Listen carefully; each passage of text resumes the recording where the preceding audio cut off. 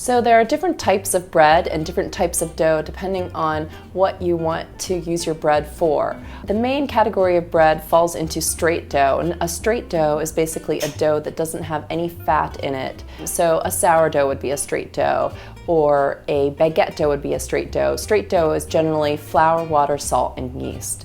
The next type of dough is called an enriched dough, and that simply means that fat has been added to the dough in some way or another to enrich it. So an enriched dough, an example would be a brioche, where butter is added and eggs, which also contain fat, are added to the dough.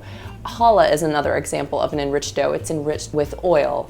The third type of dough is a flat dough, like a flat bread or something that doesn't contain yeast, that is more like a cracker dough. And those are the three main types of dough.